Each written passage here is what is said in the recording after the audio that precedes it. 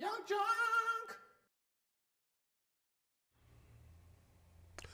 Welcome to the Micheaux Mission. 2 men, 1 podcast, every black film ever made. My name is Vincent Williams, and I'm joined as always by my partner. Hey, holla at your boy. This is Len, a.k.a. the Bat Tribble. And here on the 4th week of Bootober. You like that, right? Yes. We are going to wrap up our conversation around our yearly horror/supernatural film showcase with 2002's The Blackening. 2022. 2022's The Black. I was so happy that I hit Bootober. I forgot about the rest of it. They can't kill all of us first. No. But before we get to The Blackening, what's going on, Lynn? You want to know what's going on, Vince? Yes? Wait. What are you doing? What is happening right now? I got flowers. Yes, you do. I got flowers. You man. do. Look, I got roses. Oh, roses for Lynn. Ooh. Very nice. Would you like to share with the class any more details about the roses, or just that you got them? Well, I think somebody either took it very seriously when I was called honey last week on the show. Right. And got threatened. Someone felt threatened. Yes, so a lovely Nakia came and gave me flowers. Gave you some flowers. Yes, and said thank you for doing such Very a fantastic nice. job on the show. Very nice. So, a thank rose you. for Lynn. So thank you. 12 roses. 12 roses for Lynn. 12 roses. Right. It's 12. Not to be confused with A Rose for Emily, which is my favorite William Faulkner short story. You just take all the fun and joy out of I'm it. sorry. I said A Rose for Lynn, you know. Ouch. I'm sorry. Well, that's wonderful, though. Jesus, man, you just kill romance. Shit. Nothing says love like William Faulkner short stories. Anywho, how are you doing, Vincent? I am fine. Excellent. Yeah. Happy to be here. Oh, we're happy to have you. Yeah. You were telling me about a recent super purchase that you made at a comic book shop in Washington, D.C. I did. You want to talk about that?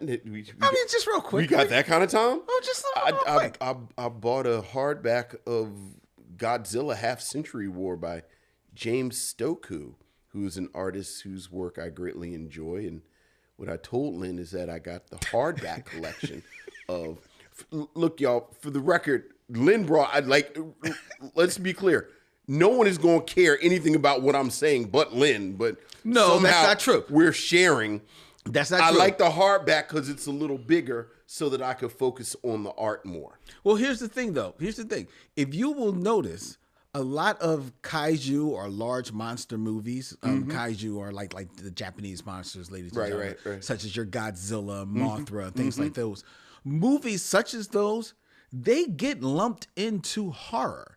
So this is still kind of on a horror tip. So that's why I wanted to talk about it. Okay, all right. So I was keeping it in theme. Keeping it in theme. And we do have missionaries out there who like Scheme Richards, who's a huge Godzilla and kaiju fan. I didn't tell Scheme anything. Scheme learned nothing from what I just said. Okay, all right, because he already knows. Yeah, all right, but he would love to hear, like, oh yeah, they mentioned it in my book. You know what I'm saying? Okay, all right. So, well, yes, that's what happened.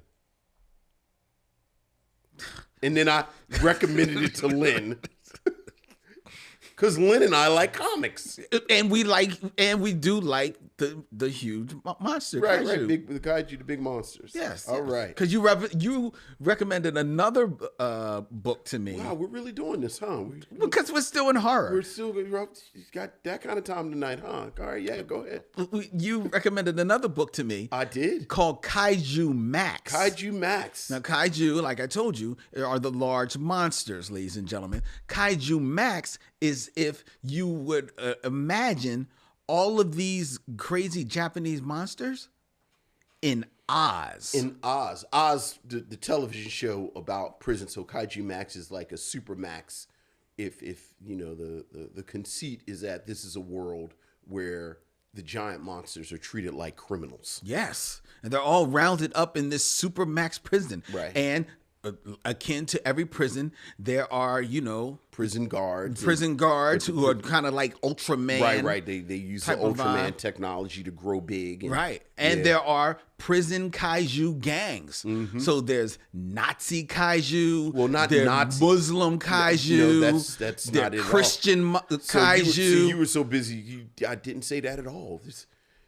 White supremacist kaiju. There's not any of that in this at all.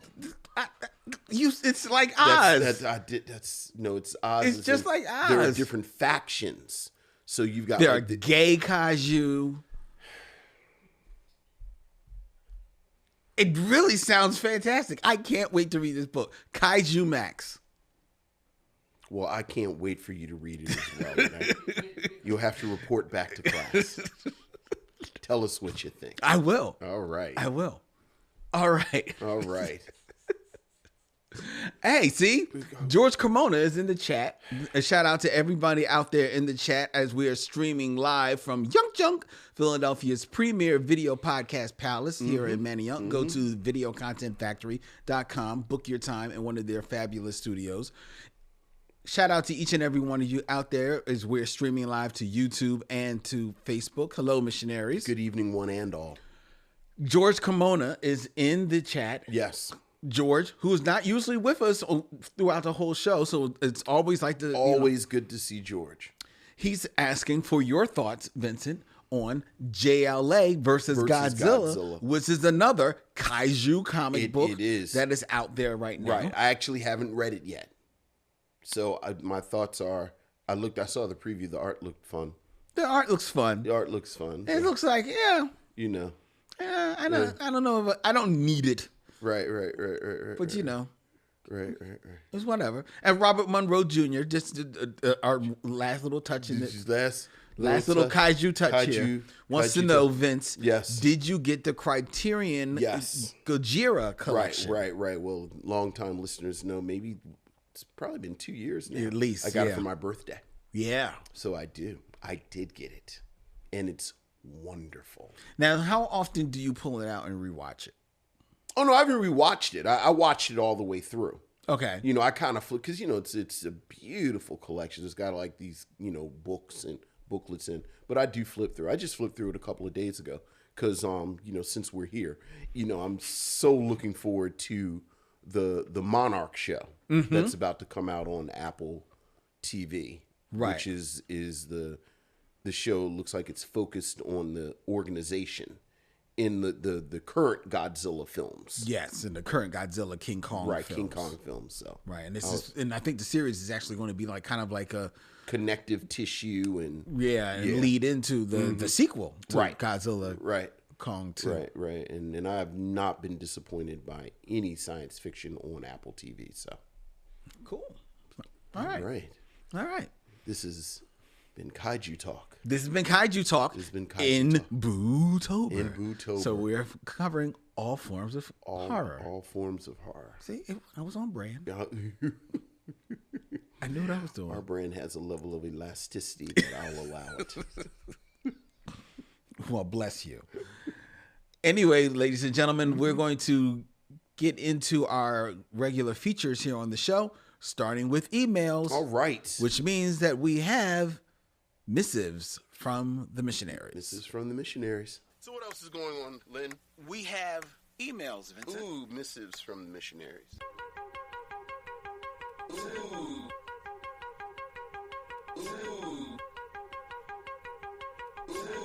Missives from the missionaries.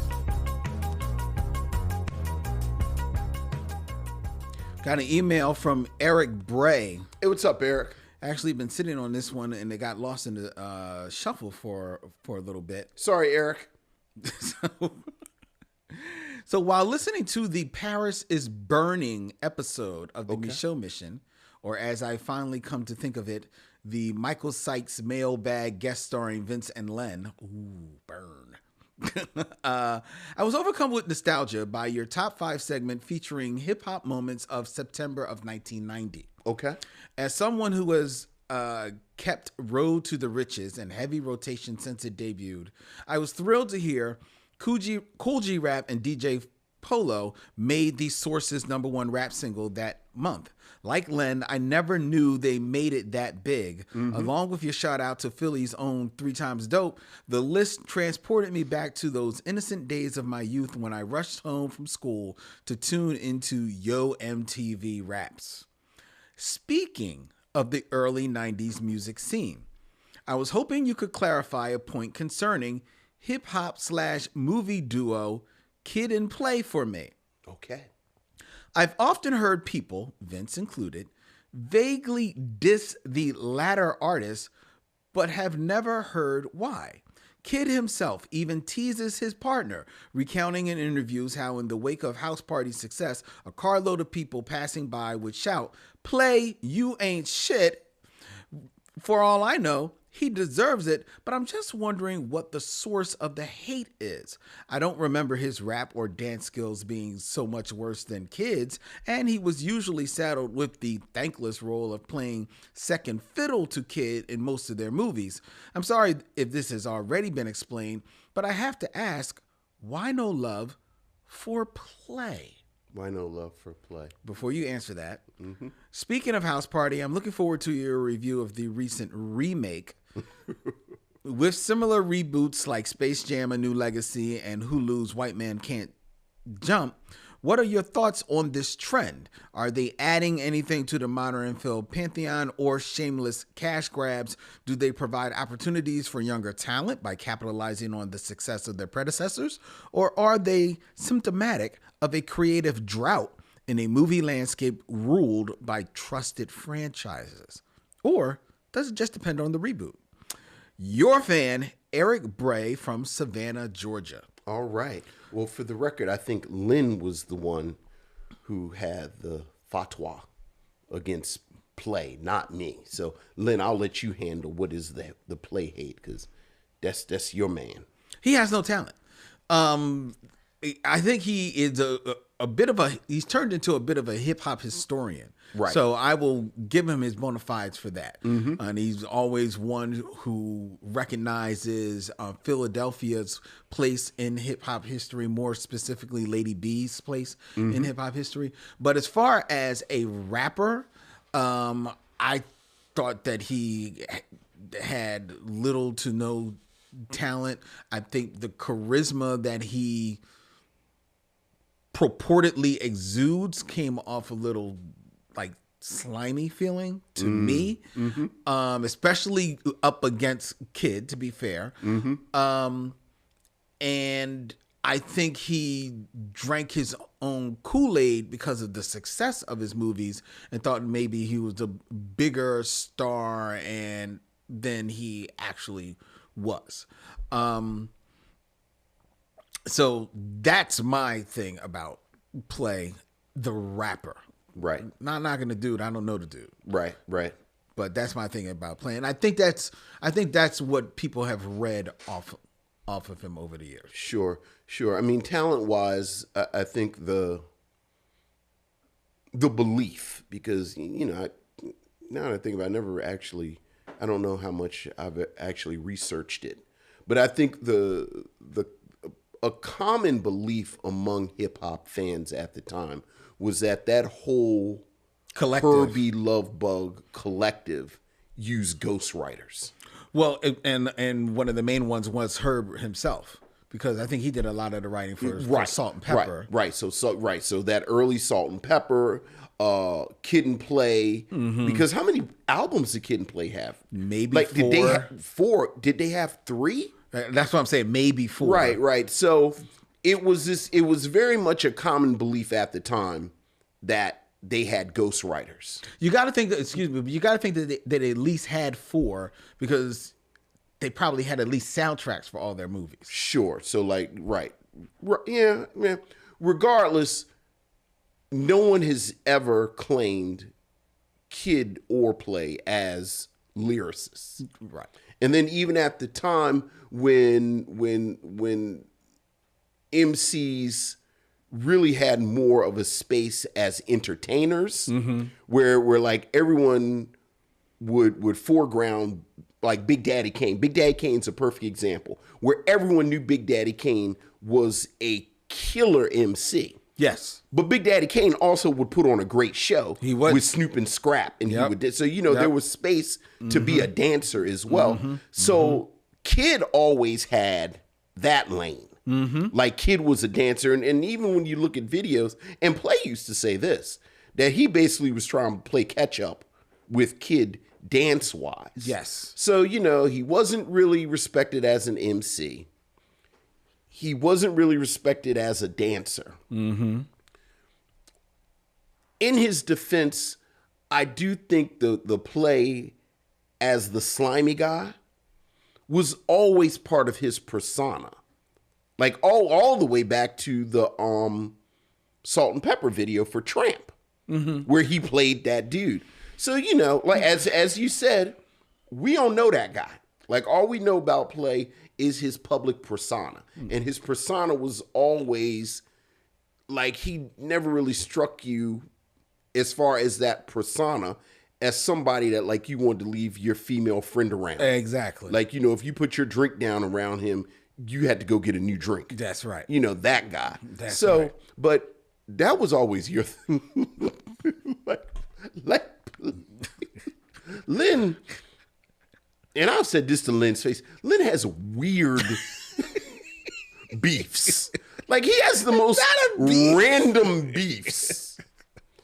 Yeah, the dude who played the second Lionel? I can't stand that motherfucker. And he knows why. It's like, how you got a beef with the dude who played the second Lionel? Well, because he had no talent. See? He was not good. I knew you had an opinion on second Lionel. He was not good.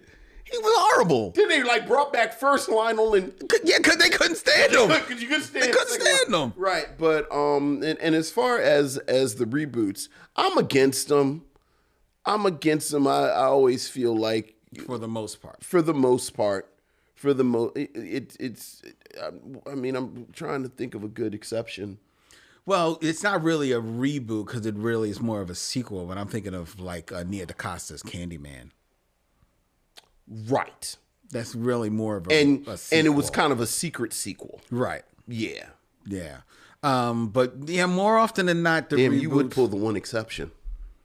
Yeah, but to be fair, it's not a reboot. It's not a reboot. Although, we're far enough out from it that we can talk about it. I think they kept it secret that it wasn't a reboot. Yes, they did. Right. Like they really did play it like it was play it up like it was going to be. Right. Well, what about the Fresh Prince? You like the Fresh Prince? Oh, I do like the Fresh Prince. Wow, you're killing me right now, Lynn. If you pick a third one, I'm just going to say I was wrong. Can you go for a third one? And I'll just say I was just wrong. I can't think of another one that was successful because or like that I liked. Or that you liked, right? Because I can't get Shaft, and White Men Can't Jump, and House Party out my head. White Men Can't Jump was Sonique Wells, who we'll be talking about soon. Yeah, very true. Yeah. Yeah, I can't think of another one. Yeah. Off the top of my head. All right. That was good. Okay, then I can stand. Yeah, you can stand on that. Right. There you go. Yeah. There you go. Yeah. So yeah, boo them. Boo them. Except for the exceptions. Except for the few which exceptions. Lynn pulled out very quickly. Thank you, Eric. Thank you, Eric. We have one more email. Okay. And it's Eric's favorite emailer. Yes. Michael Sykes. What's going on, Michael? This time he is up to Adios Amigos. Adios Amigos. The Western starring Fred Williamson and Richard Pryor. Yes, it is. Hello, Len and Vincent. Happy Bootober. Happy Bootober to you as well. I'm listening to y'all podcast episode of 1975's Adios Amigo, and wow, What a horrible movie. Yeah, it really was. It's a shame that the myth, the man, the legend, Richard Pryor couldn't save this movie. 90% of Richard Pryor movies I've seen, I've liked. Yes, that includes 1982, The Toy, in which I liked better than Adios Amigos. Okay. I think we all did. Okay, true. The Toy is better than Adios Amigos. Yeah. The Toy does not wear well, though. Right. Well, that just tells you how bad Adios Amigos is. Yes, very true. Yeah, more so than anything else. I recently watched Fred Williamson's interview on Vlad TV, where he said that Sammy Davis Jr. was supposed to play Richard Pryor's character, but due to being a low-budget movie, and Sammy Davis Jr. had 75-person entourage, it was too much for the film. So it was a trade-off, trading Sammy for Richard. Why did Sammy Davis Jr. That's 75 people in his entourage to go film a movie? That makes absolutely no sense. Sammy Davis Jr. was never not Sammy Davis Jr. And that's his problem. Look. Then Fred said this about the movie. It became a big film, #1 for the first week at the box office. I've never made a film that don't make big money. Every movie I play in is a big film. Watching the film and the interview, I wonder, was Fred snorting coke with Richard? I mean, really, him and Richard Pryor probably snorted so much coke during the making of Adios Amigos, you can build a 7-foot snowman out of it. This man was bragging about how the low-budget movies he wrote, produced, directed, like Adios Amigos, Mr. Mean, One Down, Two to Go, Black Cobra, Original Gangsters, and On the Edge. The way he was talking in the Vlad interview, you would think he wrote, produced, and directed The Color Purple, Friday, Do the Right Thing, and Moonlight. And Vlad was just eating it up. To be fair, Vlad does the best thing that any interviewer can do when moments like that occur. Just let him talk. Just let the man talk. Yeah. And you just let him talk, and you just let him feed him breadcrumbs, and let him just keep on eating them up.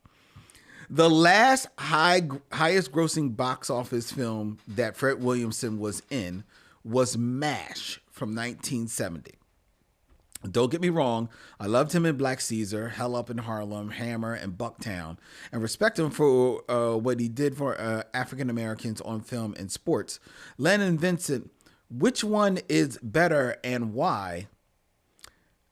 Fred Williamson's Adios Amigos. Okay. Or Mario Van Peebles' Posse. Okay. Love, your fan, Michael Sykes. Okay. You want to go? Oh, this is easy. I know it's easy.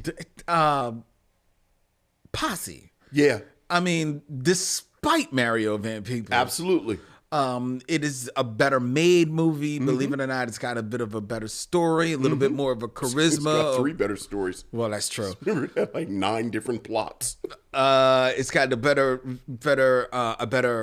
camaraderie amongst its posse. It's got Big Daddy Kane. Yeah. I mean, come on. Adios Amigos, it literally looks like the home movies of the making of a movie. Yeah. It is that bad. Yeah. Yeah, we not to re-critique it, but remember Adios Amigos, I think Fred Williamson's big miscalculation was that he could just let Richard Pryor riff for an hour and a half. But there's no structure there. And I don't have in my head lining up where Richard was with his career, but he was still and with his very well publicized habits, drug addiction and habits with when it was, but it seemed like this was a moment where he wasn't necessarily at his sharpest. That's very true. That's very true. Yeah. And Fred Williamson also makes the miscalculation that I think a lot of big action heroes make, in that they start believing that the character that they are reading on a script that was written for them, right? That has kind of like some clever quips to come back, is actually them, right? And that they can riff right in real time like that, and they can't. Yeah, and I think Fred Williamson always had, just a huge ego. Yeah. Like I always think about how Fred Williamson to this day, he's like the Japanese soldiers on the Pacific Island who don't know that World War II was over. Like if you talk to him, he's still fighting about the term blaxploitation and about the way like I remember him interviews when both I'm Gonna Get You Sucker and Black Dynamite came out, and he was very sort of angry about this mockery of this period, even though both of them, and certainly Black Dynamite, really just sort of lovingly satirized this period. But Fred Williamson has always been like, you don't joke about Fred Williamson. I know. So he takes himself too seriously. Yes, I believe so. But yeah, I would also choose Posse. There you go. There you go.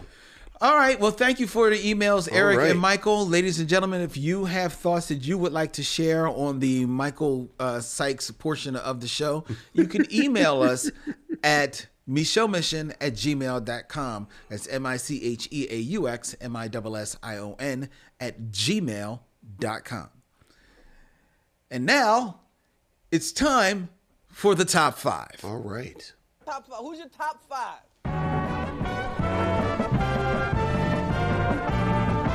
My top 5 is. My top 5 is. My top 5 is. Top 5, ladies and gentlemen, where I come up with a top 5 list and I read it off to Vincent, and Vince gives us his scintillating commentary on it. Tonight, Vincent. Yes. Keeping in theme. Thematic. Tonight, we are going to be reviewing The Blackening. Yes, we are. Which is a horror comedy. But it is also an attempt to make an all-black horror parody, yes, if you will, right? So it's and not that there haven't been horror parodies done before, such as Scary Movie, of course. But this is trying to blacken that genre up. Yes. Okay. So keeping in theme, tonight's top 5 are other movies that have been blackened, or such as, should I call them, the top 5 blackened classic movies. Okay. All right. Blackening of other movies. Yes. There you go. What we got? And we're going to start with number 5. Number 5. From 1974. Okay. The Black Connection. The Black Connection. A blackening of perhaps the French Connection. Okay. You tell me how close to get. Are you familiar with the French Connection? I'm familiar with the French Connection. I thought you were going to say, was I familiar with the Black Connection, which I'm not. Which is fine. Yeah, but I love the French Connection. But you love the French Connection. Yeah. I actually just rewatched the French Connection last week. Nice. That was a good use of time. The Black Connection from 1974 features 3 members of the music group The Checkmates Limited in acting roles. This thing's going to go off the rails immediately. Oh, it immediately goes off the rail. This is immediately going off the rails. Because the Black Connection is also known by its more provocative title, Run Nigger Run.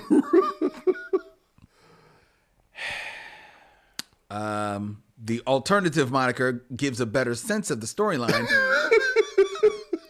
Or at least a confusing blur of narrative events that pass for a storyline. Goodness gracious. Is this a United Artists film? No, not United Arts. American International I don't believe it's American national anthem. I think it's like really hardcore indie. Right. The piece revolves into a melodrama concerning African American crook Miles Carter, who's having some sort of trouble with white gangsters. As one does. The best guess is he's a pusher and they're his suppliers, but now he wants a bigger piece of the action, or else he's running a scheme on the gangsters and they get wise. Nevertheless, the Black Connection is so thoroughly terrible that parsing the details isn't worth the effort. Only the funk tunes on the soundtrack by the Checkmates. By the Checkmates. From what I understand, 3 of their members are in the film. Yes. Only the funk tunes are passable, though your guess is as good as mine why the film contains a ballad with the lyric, "Would you like to buy my pretty balloon?" Is it a balloon of heroin? I don't know. There's some fighting, some sex, some tough talk. The best zinger is by a young woman when characterizing on an adversary's shortcomings. The trouble with her is she don't know a lady when she sees one, and I'm a motherfucking lady. Clearly. That is the Black Connection. We'll get to that eventually. Because what I understand, we're going to watch all of them. We're going to watch all of them. Well, there you go. That's number 5, the Black Connection. Now, how do you feel that did in translating the story of the French Connection at all? They both have the word connection in them, and it sounds like there may be some drugs involved. So you don't think that pulled it off? I don't. Maybe number 4 will Maybe work number better. 4 will. Number 4 from 1973 is Blackenstein. Blackenstein, our beloved Blackenstein. Also known as Black Frankenstein. Yeah, just in case Blackenstein was too confusing. You know, the Negro is oftentimes thrown off by wordplay.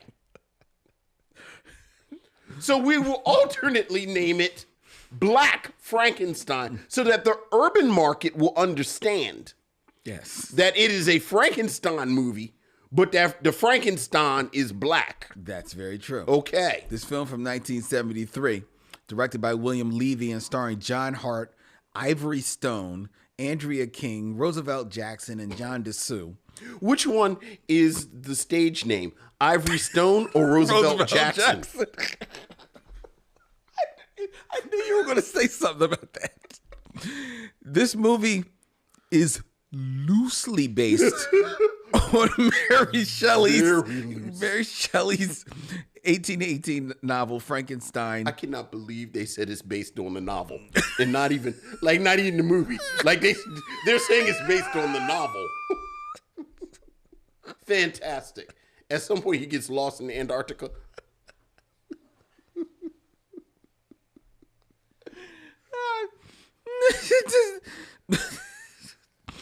It was released on August of 1973, and it was made in an attempt to cash in on the American International Pictures success with the horror genre. Right. However, Blackenstein fared poorly in comparison, with most reviews agreeing that the film was a totally inept mixture of the worst horror and blaxploitation. That's 100% correct. Yes. We have not talked about it on this podcast, but we have talked about it on another podcast, so we're familiar. That's very true. Blackenstein is terrible. It's terrible. Mm-hmm. Okay, so that one didn't stick to landing. We can only go up from here. Maybe number 3. From 1977. 1977. All right? Mm-hmm. Because this one is a blaxploitation superhero film. Okay. Abar, the Black Superman. The first Black Superman. Yeah. Starring J. Walter Smith. Mm-hmm. Upon moving into a bigoted neighborhood, the scientist father of a persecuted black family gives a superpower elixir to a tough bodyguard who then becomes a superpowered crime fighter. Yeah, Abar. This film was the brainchild of James Smalley, a black pimp from Louisiana, and Frank Packard, a white actor and screenwriter. It was filmed partly in a working whorehouse. Yeah. Smalley ran out of money before the film was completed and had to sell the film to the owner of a film processing lab to settle his unpaid bills.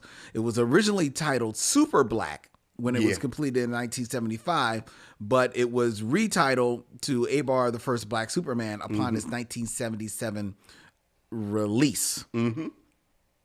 And the film was shot in black neighborhoods in and around Los Angeles without permits to do so. And at one point, actual motorcycle gang members who had been hired to play a black motorcycle gang surrounded the cars of the white police officers who had been called in to shut down the shooting. The officers chose to stay in their cars. As one, yeah.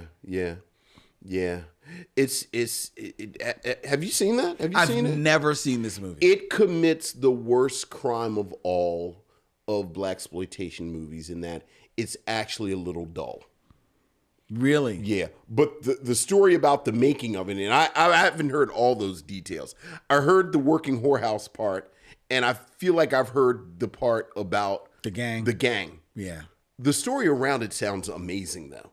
Yeah, see, I kind of want a documentary about the making of Abar, the first black Superman. I don't even know if I need a documentary. I need like a Dolomite. My name is Dolomite movie, like a dramatic reenactment of the making of Abar, the first black Superman. Yeah, these three have not been good. No, okay, these three have not been good. Well, we've got two more. And hope springs eternal. Number two. This one is from 1974. Right. And it's The Black Godfather.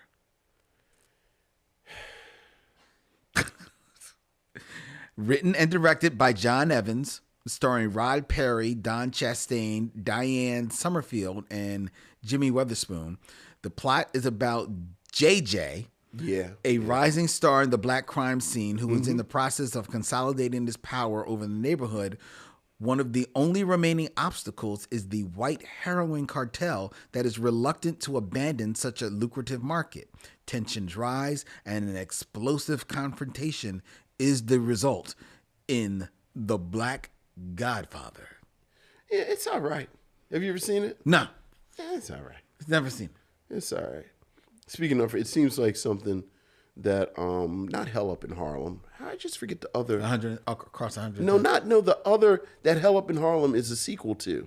Oh,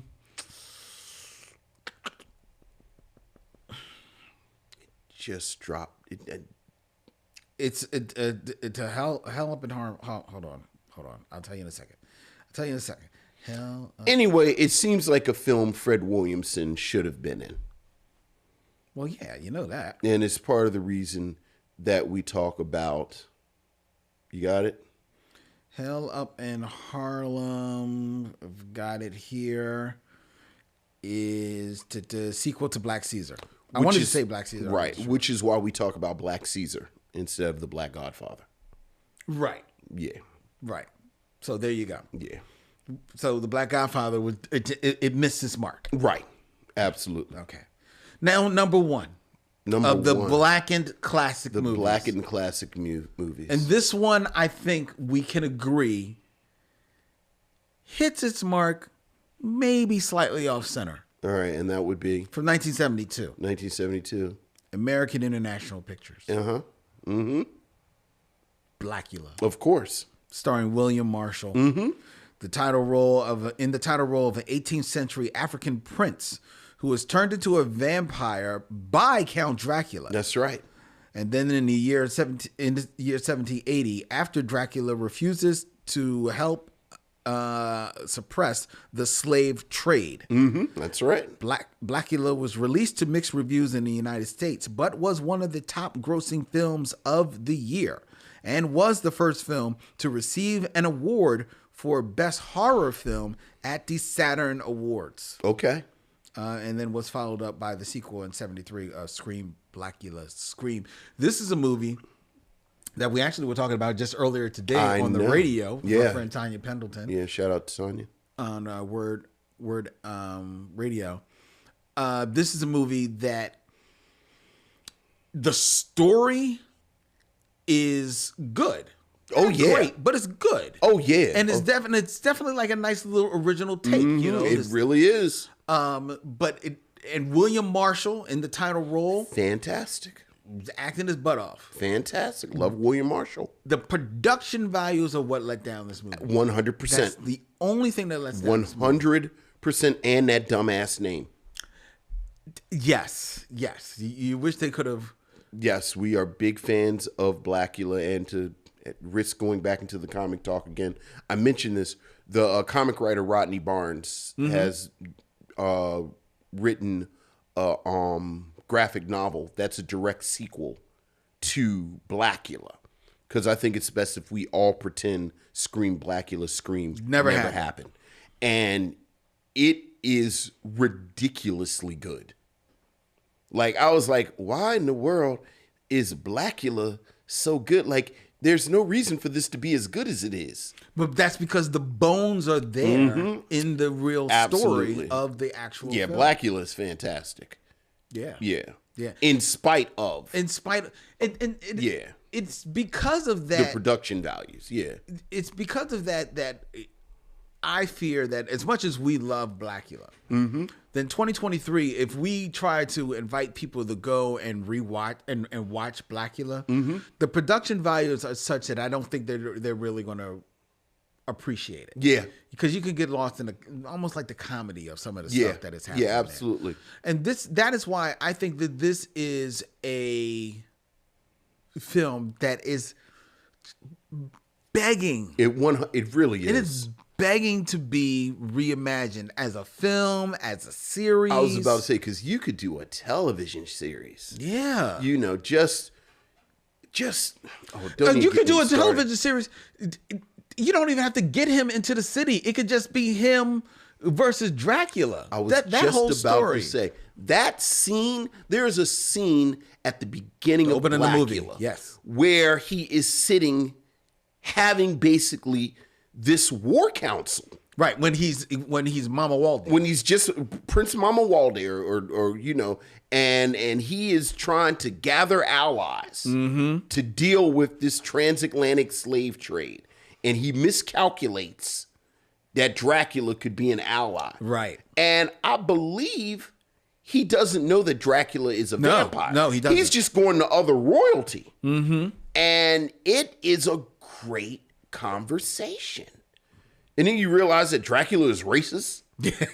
And then it kind of but it really like you, I could have a television series where half of it could be in current times, or, you know, go hard, make it a period piece. Yes. Half of it could be set in the 70s, and half of it could be set in the 1700s. I'd watch that. I'd watch it all day. Yeah, absolutely. So yeah, that's the one right there. Yeah, that's the one right there. So, all right. Well, that is our top 5, ladies and gentlemen.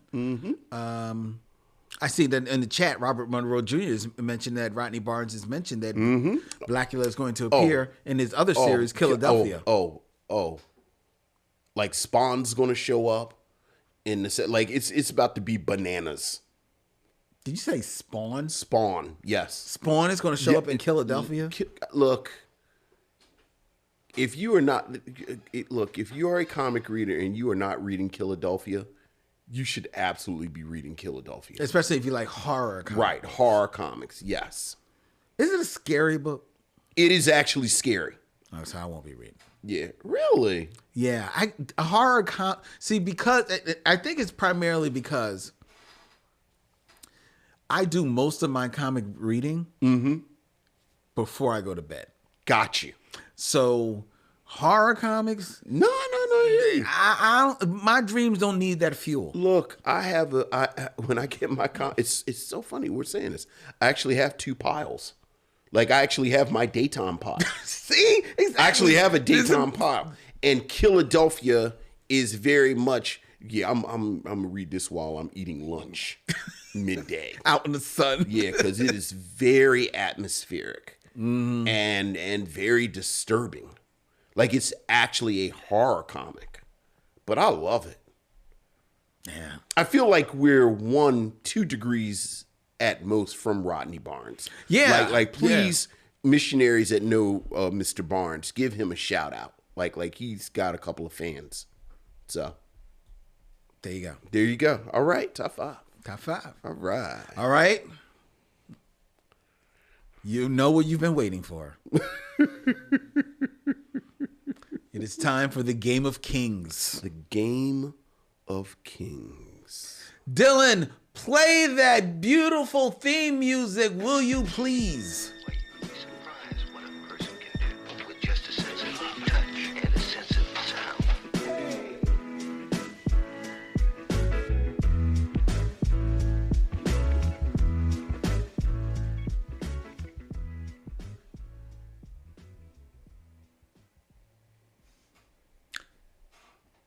6 Degrees of D'Urville Martin, ladies and gentlemen, where I give Vincent 2 actors and he has 6 films to connect them to the blackened black man of all time. Yes.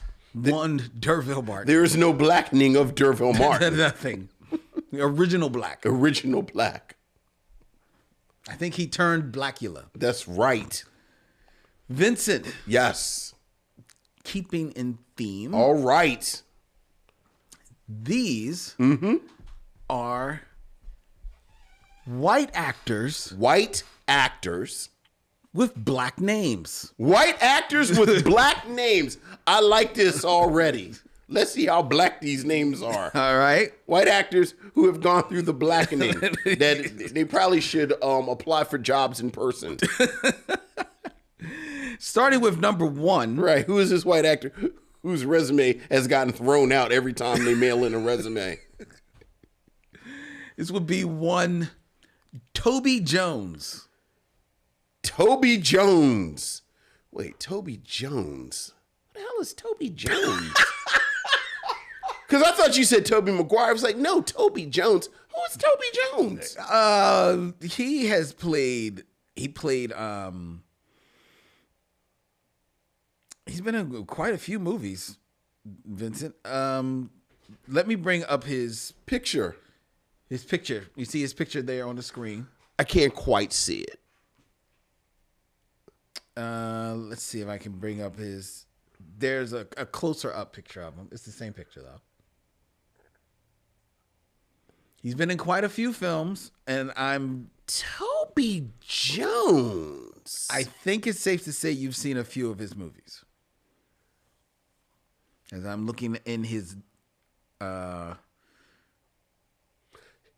than a few, I would believe. Pull that back some, Dylan, because now it just looks weird. All right. Toby Jones. Mm-hmm. He looks like a guy who's always around. Plays like a little scientist. Yeah, you're on the right track. Plays like a little. You're on the right track. Scientist guy. Mm-hmm. Mm-hmm. Mm-hmm. So I'm Toby. Oh wait, wasn't he in Captain America? I believe he was. Oh, okay. Well, there you go. Marvel Sludge. Marvel Sludge. D'Urville Martin is in 5 on the Black Hand side with Dick Anthony Williams. Dick Anthony Williams is in Mo Better Blues with Samuel L. Jackson. Samuel L. Jackson is in Captain America: The First Avenger with Toby Jones. Oh, that's right. He shows up at the end. Yeah. He shows at the end. Okay, yes, you're right. You're right. Now, do you remember who he plays in Captain America? Doesn't he play MODOK? Well, the guy who turns into MODOK? Right. Zola. Yeah. Arnim Zola. Yeah, yeah. Yeah, okay. What else was he in that I would have recognized? Okay. Did you see Atomic Blonde? You know what? I didn't. Oh, great action movie. Okay. Did you see any of the... I think he was in... He was in The Hunger Games. And I saw The Hunger Games. But he was in Catching Fire. He was also... Well, yeah, I think he was in all 3 of them. He was in... most recently... He was in Indiana Jones and the Dial of Destiny, which I still haven't seen. Okay. Yeah. All right. I mean, he's okay. All right. He's done a fair amount of work. Okay. All right, there you go, Toby Jones. He was in Jurassic World. Yeah, he looked like a dude who would be in Jurassic Park telling that old man this is a bad idea. Poppycock! We can bring them back! It'll be wonderful! Invite the kids. I took, Camille was probably 10. I forget how old she was when that first of this second wave of Jurassic Park movies came out. And remember the part where the lady falls out of she's on the on the monorail or whatever, she falls out and the dinosaur jumps out the water. Oh yes. And eats her. And Camille looked at him and said, Is she gonna be all right? Is she gonna be okay? And I said, no, sweetie, I don't think she is.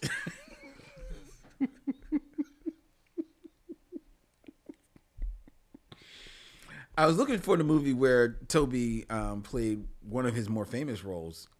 He was in the movie in 2006, Infamous, where he played Truman Capote. Oh, he sure did. Because he looks like him. Exactly. All right. Exactly. Toby Jones is a pretty black name.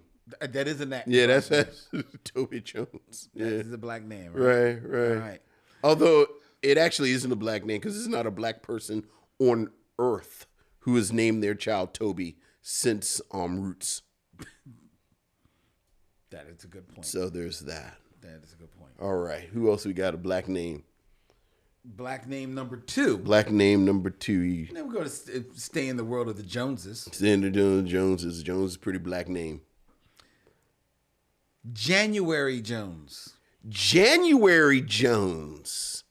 Well, January Jones was in X-Men: The First Class. That's correct. Wasn't she? That is correct.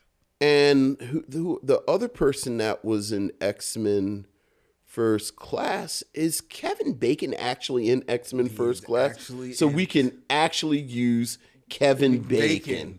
Okay, so this is how we could connect D'Urville Martin to Kevin Bacon because D'Urville Martin, and I think I messed this up before because there's actually a 2-step that I missed because D'Urville Martin is in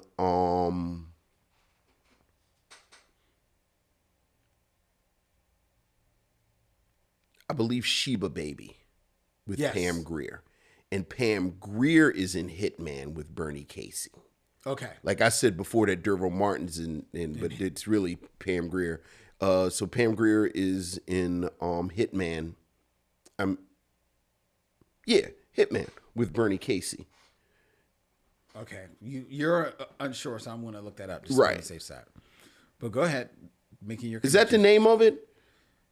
Hitman? I think it's called Hitman. It's Bernie Casey and Pam Grier. Bernie Casey, Hitman.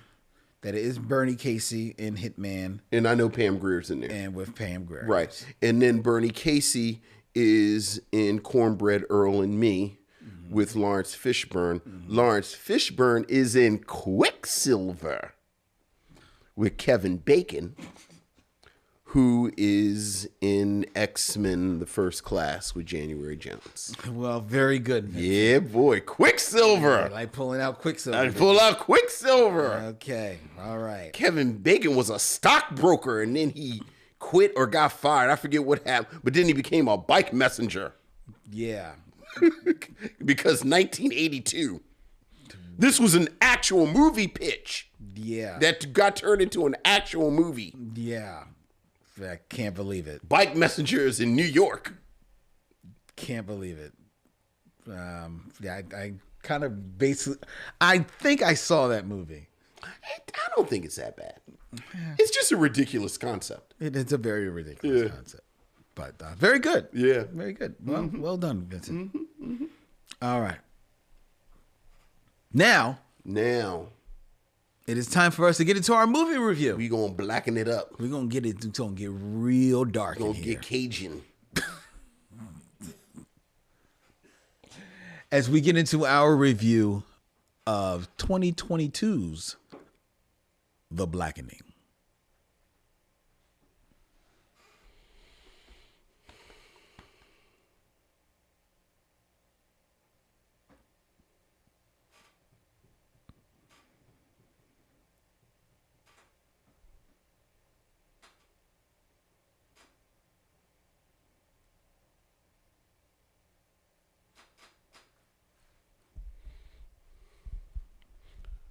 The Blackening from 2022, a horror comedy directed by Tim Story, based on a story and script by Tim Story, Tracy Oliver, and I just missed Dwight Perkins. Dwight Perkins. 7 friends go away for the weekend only to find themselves trapped in a cabin with a killer who has a vendetta. They must pit their street smarts and knowledge of horror movies and blackness against the murderer to stay alive. Grace Byers, Antoinette Robertson, Melvin Craig, Dwayne Perkins, Sinai Walls, Jermaine Fowler, with appearances by Yvonne Orji and Jay Farrow. This was the choice of Lynn Webb. Lynn, what do you have to say about The Blackening? Well, first let me correct it. It actually was, the name was Dwayne Perkins, who also was a star in the film. And this was the film that was derived originally from a sketch of the same name that Dwayne Perkins. Right, a short film. It's like 4 minutes. Mm-hmm. Yeah, like I think on A Funny or Die. It was on. And like, now they blew it up into a full script and a full film. This was actually watching this for tonight's show. This is my 3rd time seeing this film. Okay. I saw this film originally when it was, upon its release, I went to a press screening. And I went to a press screening, and when our friend of the show, Ariel Johnson, went with me to see The Blackening, because this was a film that, based on its trailer, you wanted to see. Yes. It looked like it was going to be smart. It's going to be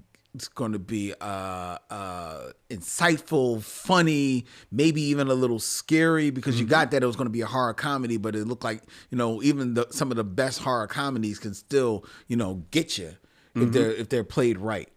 And this movie looked like it was going to have all of that, right? And I went to see this film with Ariel, and me and her came out with like very mixed reviews of the film. But we weren't doing it for the show, so we kind of kept it to ourselves. But both of us were like, okay, I thought it was going to be a little sharper. Sure.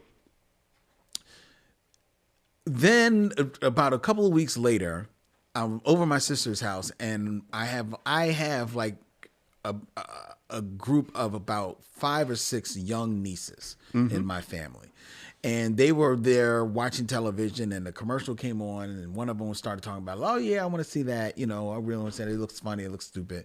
And I said, hey, I'll take y'all to the movies. Okay. So I took them when The Blackening came out. I took all of my nieces and my sisters. We all went to see The Blackening. It was my treat. And now the movie is out in theater, so it's I'm not watching it with press. I'm watching it with a crowd of people. Sure. A filled movie theater. And in that setting, and listening to everyone seeming like they genuinely enjoyed themselves. Sure. I got lost in it. I was like, okay. All right. Fun movie. Right. And how did your nieces feel about it? They liked it. And how old are your nieces? They range in ages from 14 down to 11. Okay. All right. Right. So it's perfect for them. Right. They liked it. And my two sisters, they went too. They liked it. So, hey, they enjoyed it. Sure. Great time at the movies. And then I had to watch it tonight. Right. For the show, because now it's business. Yeah. And this is the first time that I'm sitting there and I'm watching the movie by myself. And a lot of the mixed feelings that I had the first time that I watched the film, I'm starting to feel them again. And as I'm feeling them again, I remember specifically that my nieces enjoyed the movie. They did. But we went out to eat like right after the movie.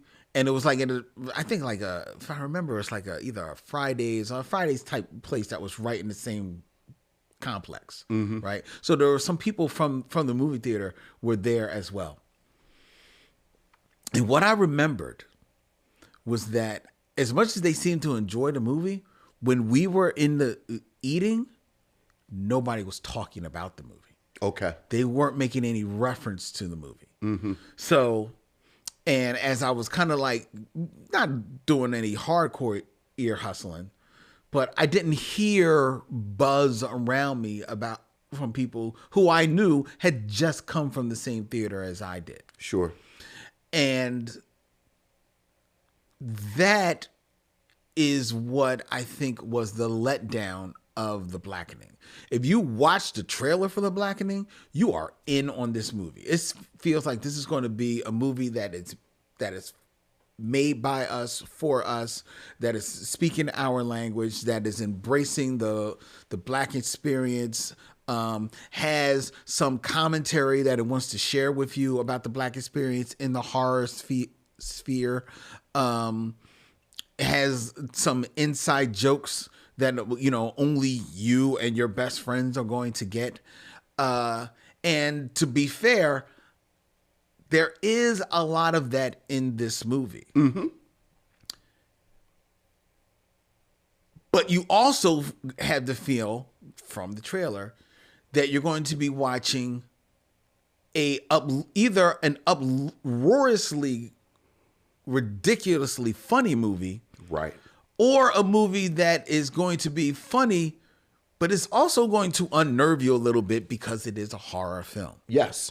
And this movie, has some chuckles in it because it's a comedy.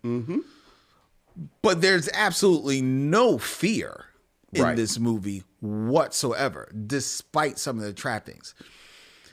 And I think the problem lies with the director. Okay. Before I get to the director, this was a movie that was made with a $17 million, I think like a $5 million budget, and it made like $17 million. It made like 3 times its budget. Yeah. So it made money. Absolutely. You know, it made its money back. Plus, the cast that you spoke of, they're fine. They're a fine group of young actors that are having some fun. I don't think they're given a script that is giving them a whole lot to work with outside of just building basic boilerplate, you know, horror trope characters. But they're having fun with it, and there's a slightly, you know, more African American bent to some of the tropeness that you see on scene. But they're fine. They get along pretty well. They're a nice looking cast.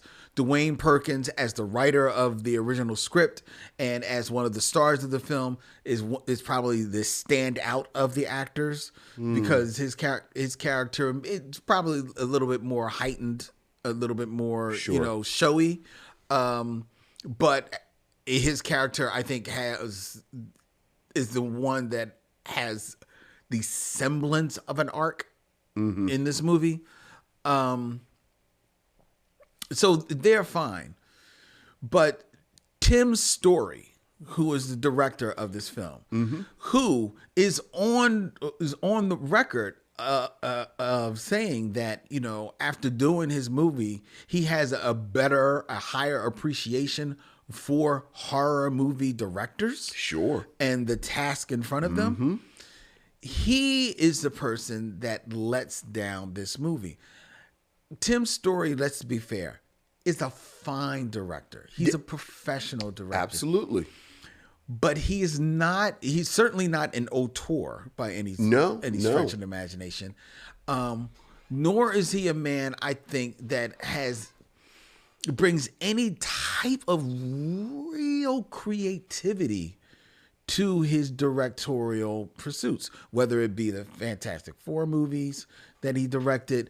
Well, let's be fair. In the genre films that he's done. I mean, even what did he do? Barbershop? Yeah, but Barbershop. Which Barbershop film did he do? Yeah. I think he did like the first one, but like, no, I don't think he did I think it was. yeah, I think it wasn't the first. It wasn't the first one. Yeah, I think it may have been like either the second or third one. Right, because you can see the difference. And like you said, you can hand him a franchise and he isn't going to destroy it. He ain't going to destroy it. But at the same time, he ain't going to do anything really with it. Like right? you said, competent director. But especially in genre pieces, such as the Fantastic Four movies that he did, such as this, even though it's a comedy, still horror comedy. These are films that really ask for you to have some type of like style or technique to craft this specific, type of storytelling. And I'm watching this film in all of these medium shots, it's basically like two shots, like medium shots. There's no real.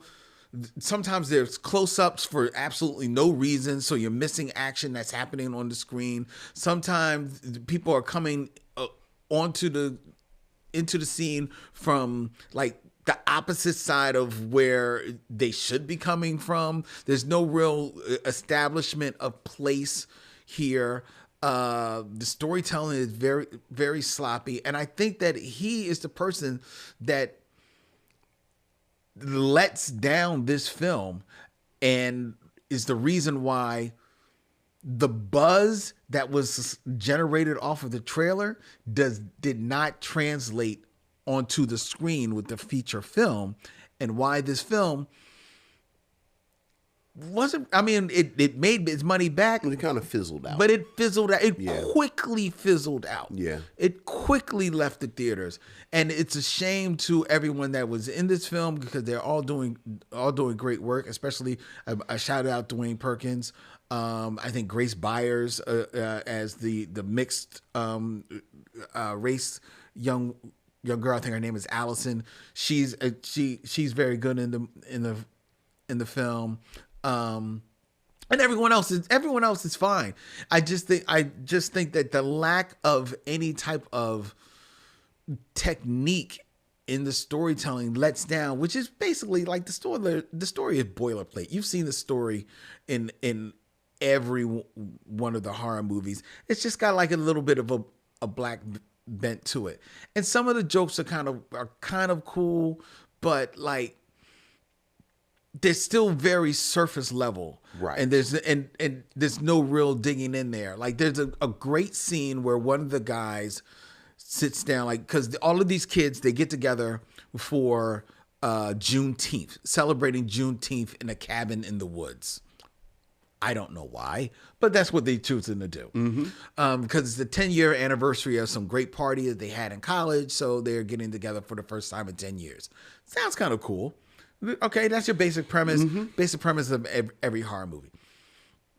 It's got and they get together, and the one guy, kind of like really nerdy guy, they're sitting down to play spades, and he sits down. And he's like, "Hey, I want to play spades." He said, "But I don't remember how to play, and I didn't play it that often. But I don't really remember how to play. If y'all want to show me, like, catch me up, y'all play it." Sure. And everyone knows when there is a huge spades game, and this is a guy versus girl spades game, there's no time to be teaching some new person how to play spades. Sure. As a person that doesn't play spades, I have been godsmacked with this rule time and time again. Yeah. So I know that rule, right? And sure enough, this guy, he's smacked with this rule. Like, dude, we can't teach you. Right. We can't teach you. That is definitely some inside baseball type of black thing. Sure. That is happening there. Sure. But that is also meat that is on the bone waiting to be picked just a little bit more. Right. And it does nothing with it. It just leaves it on the bone. And I think that this movie does that time and time again throughout the film until it eventually devolves into, after a point, devolves into just like your basic, like, horror comedy, like, oh, kill him, whack him on the head, yeah. Certain beats that it has to get out of the way. and a lot of the cleverness of it is just gone. And I really think it's a shame. I really, at the end of the day, think The Blackening is just a missed opportunity. Yeah, I think this is a film that commits the cardinal sin that we've actually been talking about a couple of times over the past couple of weeks, commits a cardinal sin no less than 4 times throughout, very early in the film. First, there's a sort of beginning sequence with Jay Farrow and Yvonne Orji. Yes. And I think, frankly, anything with a group of black millennials, just sort of doing the math, it seems like they're in their early 30s. Mm-hmm.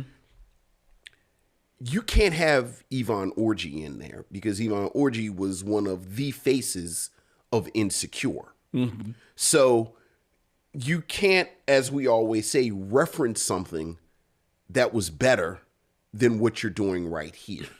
and Issa Rae and the writers and creators on Insecure, the writing was so sharp that to hear words come out of Yvonne Orji's mouth that aren't as sharp as what you're used to hearing from her is already kind of puts you, kind of throws you off a little bit. The whole kind of wink meta commentary of Jay Farrow, Yvonne Orji. There's actually a joke upon a joke where they say, they reference Omar Epps and Jada Pinkett Jr. in Scream 2. And they talk about them getting killed early because the film couldn't afford to keep them in the whole film. And then they have this very elongated beat where you realize they're referencing Jay Farrow and Yvonne Orji, who obviously this film couldn't afford to have in. But now you've referenced Scream directly. Yep. Which is another film that put a pin in that, does what this film is doing much better. Mm-hmm. Then, and this is all in the first 3 minutes, they reference The People Under the Stairs. Yep. Which is a film that does social commentary, racialized social commentary, which for all of it being a horror movie is really more in the spirit of something like Scream, where it's almost a horror movie with these touches of comedy. Again, better than what we're getting here on the screen. And then the 4th strike, because in this game of baseball, you get 4 strikes. There's a moment when the entire cast is now here, and one of the cast members, one of the characters, is married to a white woman. Yes. And they make this joke about how he's changed his ways and, now he eats granola and hikes, all of the stereotypical stuff.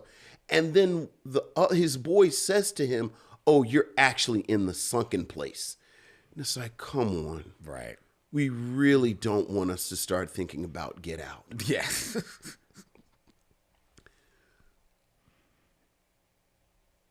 But although Get Out isn't a film that has a lot of funny bits to it, even though, Lil Rel, I think Jordan Peele and sort of his early training, which you have to assume he had a lot to do with it, with some aspect of the skits on Key and Peele. And I mentioned last week, I am always impressed with how well the Halloween episodes of Key and Peele age, where they're both funny and scary at the same time. So whether you're talking about those skits, whether you're talking about something like certainly the first Scream and what Kevin Williamson does with Scream, whether you're talking about what Wes Craven does with The People Under the Stairs. This balance of horror and comedy is really difficult. Very. Like, really difficult to do. And much like you, I didn't think Tim Story was up to task with it. Having said that,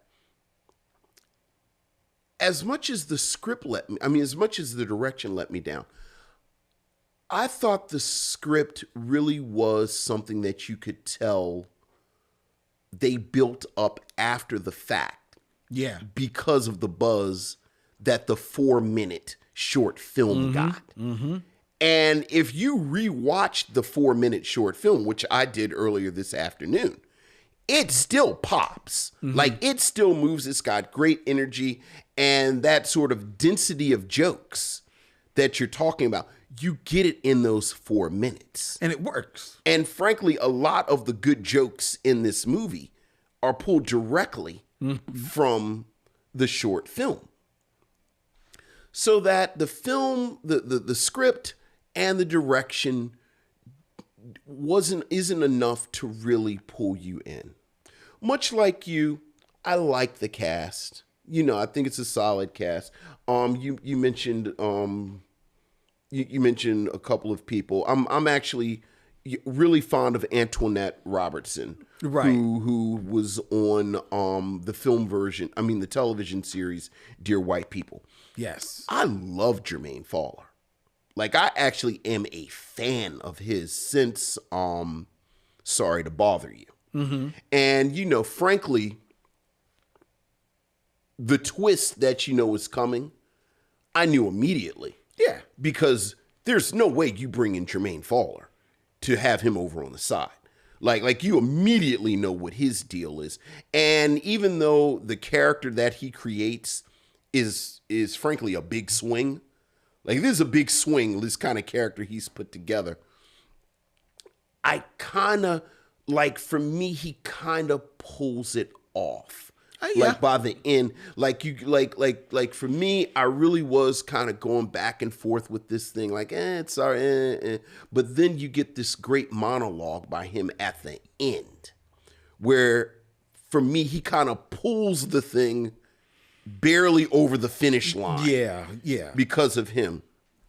Having said that, I thought sharp was a good word, because I think there is something here that if it was sharpened, it could have hit a little harder with the social commentary. As you said, there's this plot point, which turns out to be a major plot point about this character that Jermaine Fowler plays, Clifton, not being that good at spades. Mm-hmm. And when you couple that with the sort of comedic conceit of the whole movie, that, you know, they're questioning each other and peppering each other about their blackness. Mm-hmm. And this sentiment that blackness is a series of sort of knowledge points, and, you know, like, you know, how many years was dark-skinned Aunt Viv on The Fresh Prince, and you know, what is the second lyric of the black of Lift Every Voice and Sing, which, you know, these are great questions, because they very are much questions like,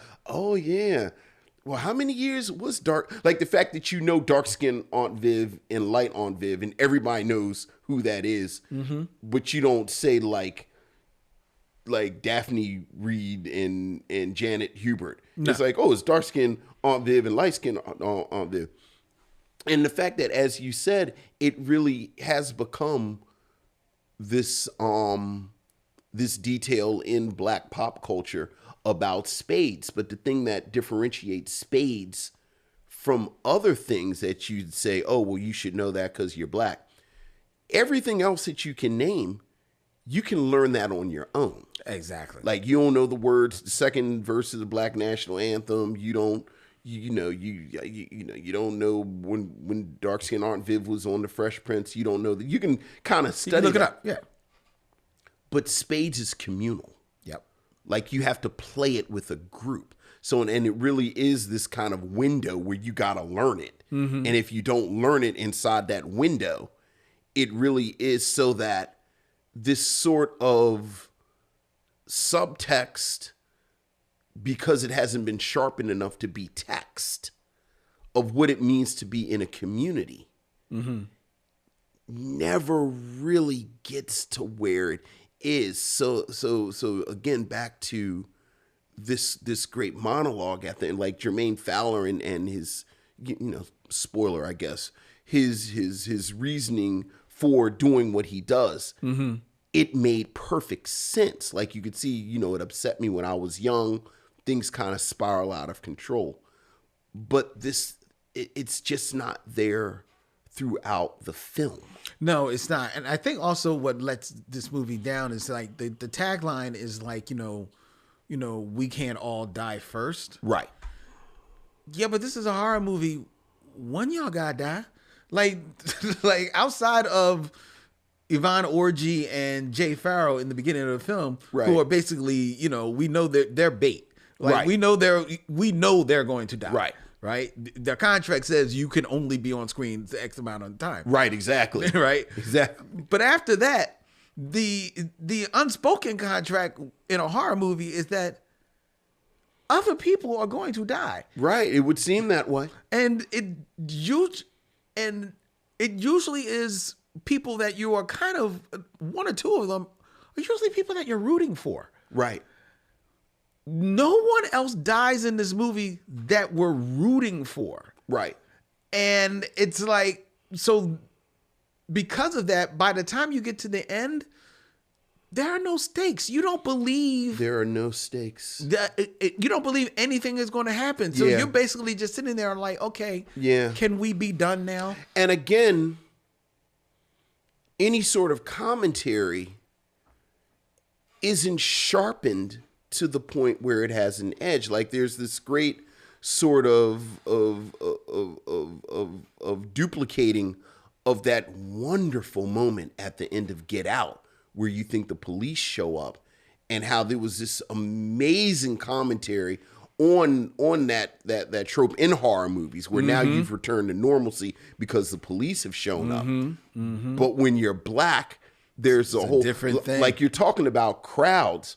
One of the greatest communal experiences of my life has been in a theater, and how the crowd racially responded to those flashing lights at the end of Get Out. And that was the moment where I said, this is actually genius, because you could hear the white people sigh with relief, and you could hear the black people go, oh shit, it's the police.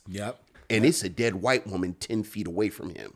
And there's a difference in a director, a storyteller who is working with intentionality in how he's putting together his movie. Right. That scene allows the space for all of that to happen. Because he understands how this is going to hit different Exactly. Whereas with this, they kind of make this throwaway joke, and it just sort of fizzles. Like it doesn't, they don't really do anything with it.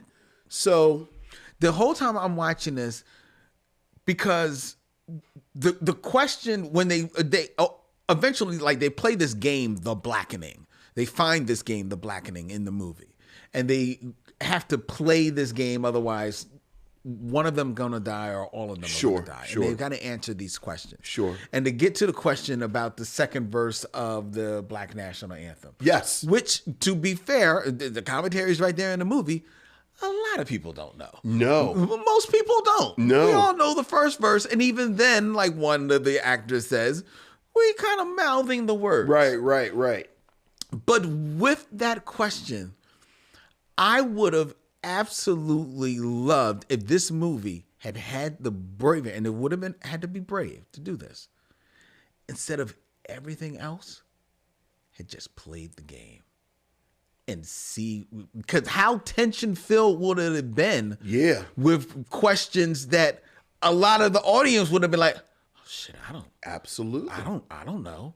Like, because then they asked the next question. One of the questions that you see him ask is about Nas.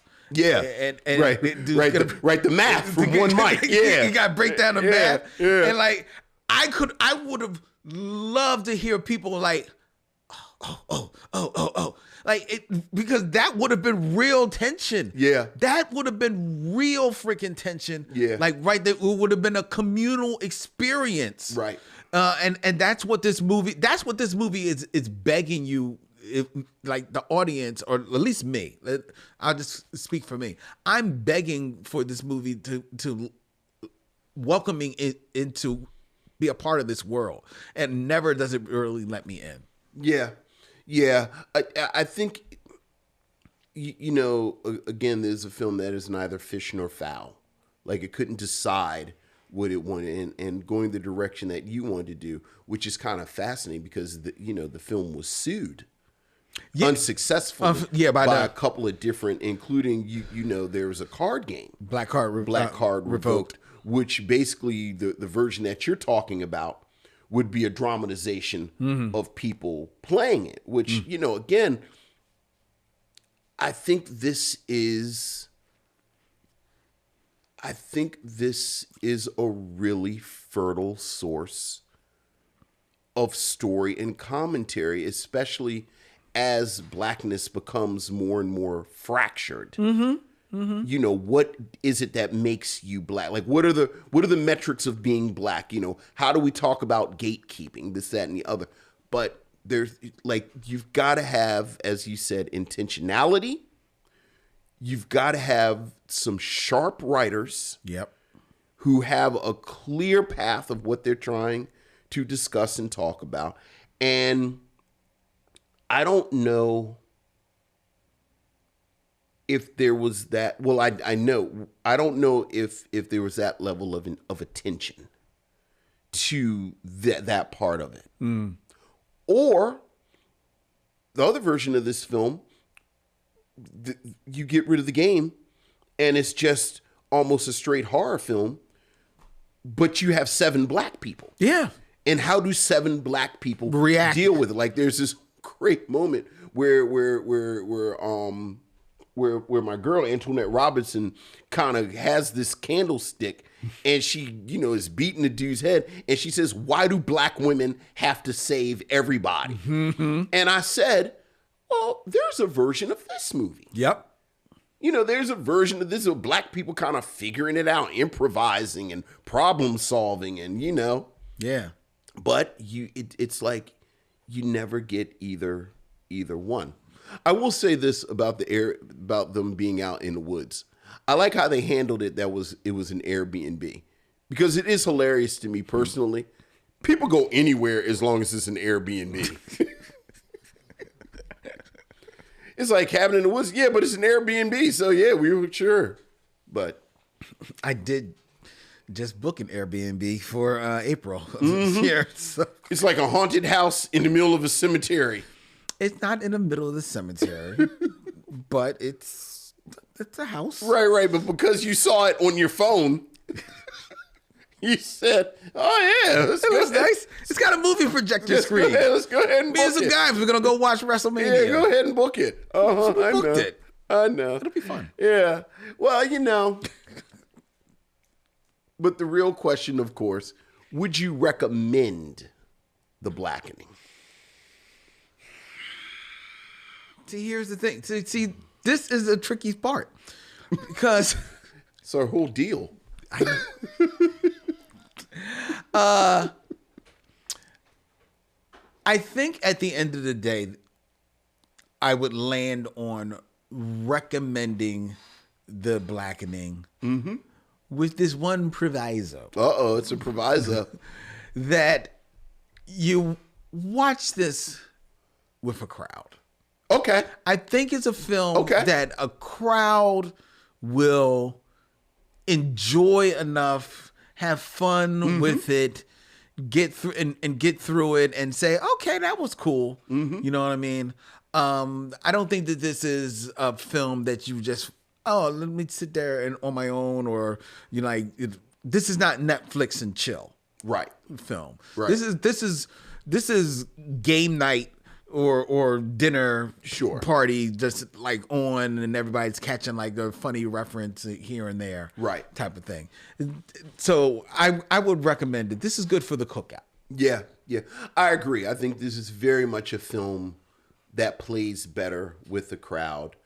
Like you, I liked, at the very least, everyone in the cast, and there are several cast members that I really, really enjoy their work. It is a film with a lot of shortcomings, but the shortcomings are based on unfulfilled potential. Right. So that I will also say that I am glad that it made 3 times as much money as it cost to make it, because that means that financially there is a chance that there could be a Blackening 2.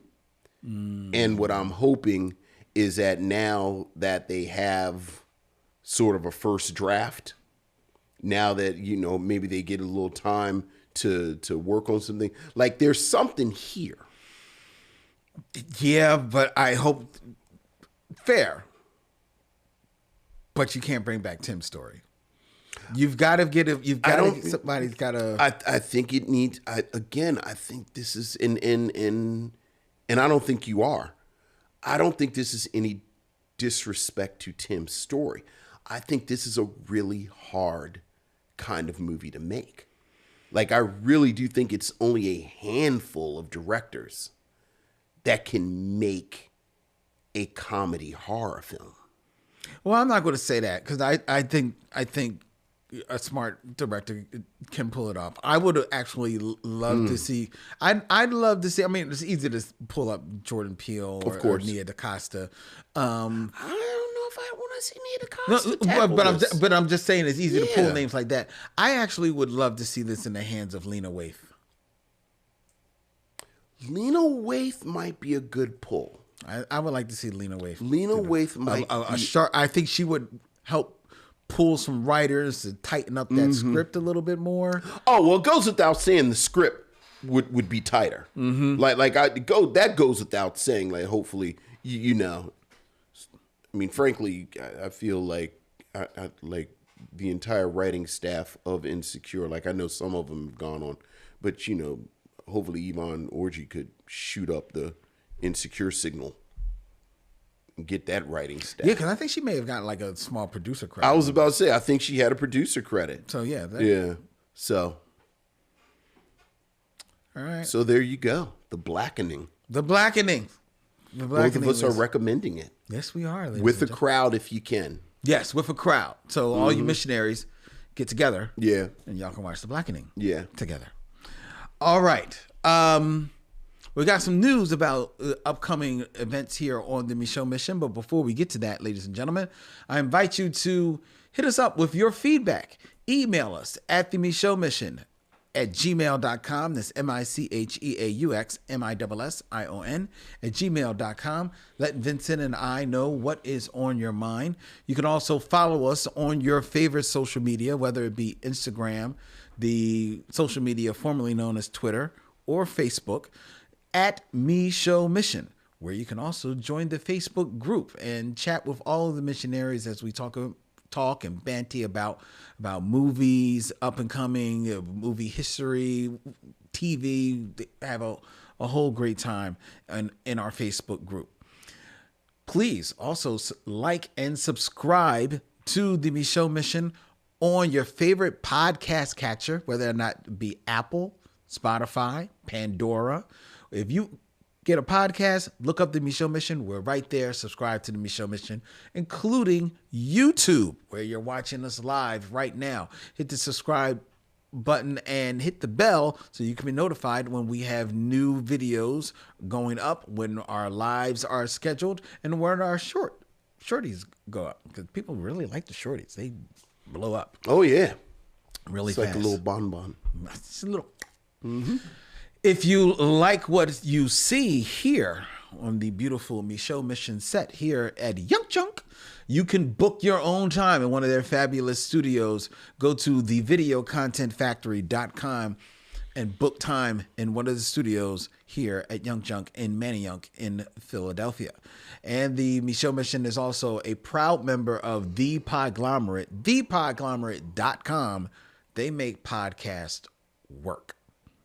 All right. Next week will be October 31st on next Tuesday. Yes. Which will actually be the day of Halloween. Yes. So Vincent and I will not be here. We will not. We will not. We will be out trick-or-treating.